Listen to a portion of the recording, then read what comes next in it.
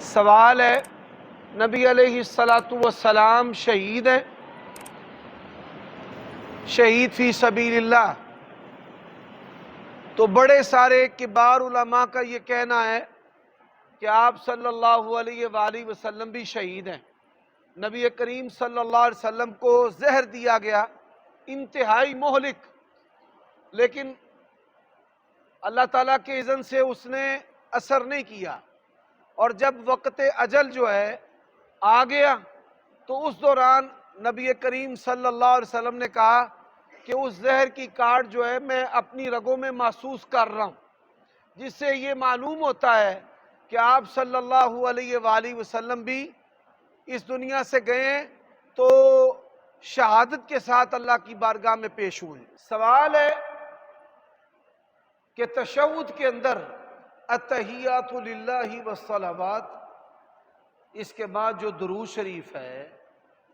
اور پھر جو ہم دعائیں پڑھتے ہیں، ربی انی ظلمت نفسی ظلما کثیرا، یا اللہم انی اعوذ بک من عذاب القبر، یہ دعائیں جو ہیں یہ پڑھنا ضروری ہے، رسول اللہ نے پڑھی ہیں، ہمیں پڑھنی چاہیے، لیکن اگر کسی کو نہیں آتی تو ان کے بغیر اس کی نماز بالکل درست اور جائز ہے، اور نماز اگر مختصر کرنا ہو تو ان کے بغیر نماز بھی مختصر کر سکتا ہے۔ نسائی شریف کے اندر حدیث ہے،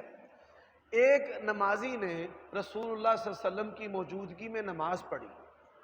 اور ایک دوسرے نمازی نے بھی نماز پڑھی، تو آپ صلی اللہ علیہ وسلم نے ایک نمازی کو کہا کہ تو نے جلدی کی ہے، جلدی کیا کی ہے کہ تو نے نبی پر درود نہیں پڑھا، اور دوسرا جو ہے اس نے درود پڑھا، فرمایا درود پڑھنے کے بعد دعا مانگ، تیری دعا قبول کی جائے گی۔ ٹھیک ہے، اس حدیث سے یہ معلوم ہوتا ہے کہ اگر کوئی بندہ ان دعاؤں کے بغیر بھی نماز پڑھ لیتا ہے تو اس کی نماز ہو جاتی ہے، رسول اللہ نے اس کی نماز کو باطل نہیں کہا۔ حدیث مسیء الصلاۃ یعنی نماز کو برے طریقے سے پڑھنے والا نماز پڑھ کر آیا، اللہ کے نبی نے کہا ارجع، چل، فصلی، نماز پڑھ، فإنک لم تصلی، تو نے نماز نہیں پڑھی۔ تو جب کسی بھی بندے کی کسی کوتاہی پر رسول اللہ اس کی نماز کو لوٹانے دہرانے کا نہ کہیں تو ہم اس کی نماز کو باطل نہیں کہہ سکتے۔ سوال ہے کہ امریکہ کے اندر ہم جنس پرستی ایسی شادی ہو رہی تھی، مرد کا مرد سے، عورت کا عورت سے،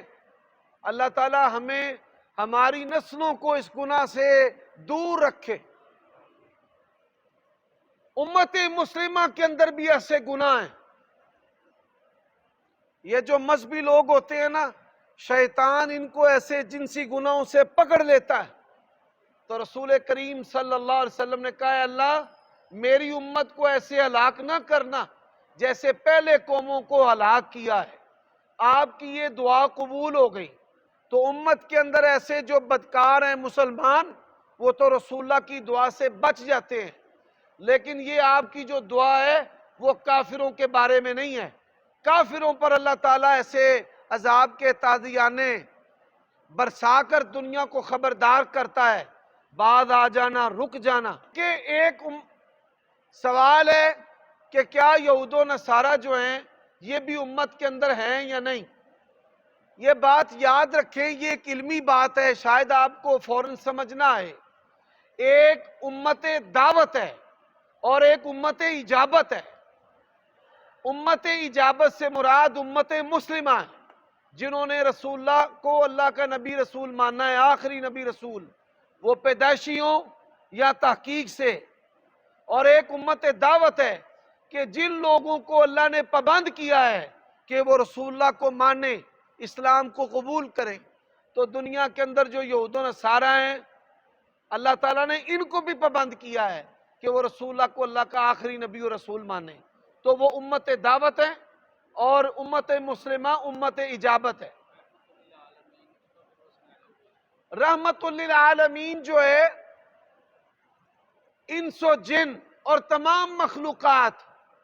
دیکھیں آپ صلی اللہ علیہ وآلہ وسلم نے ہمیں جو دین دیا ہے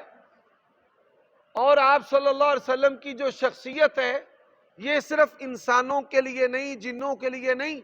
بلکہ انسانوں جنوں کے علاوہ جانوروں کے لیے بھی، جمادات کے لیے بھی، زمین کے لیے بھی خیر خائی ایسے قوانین، ضوابط، اصول اپنے اندر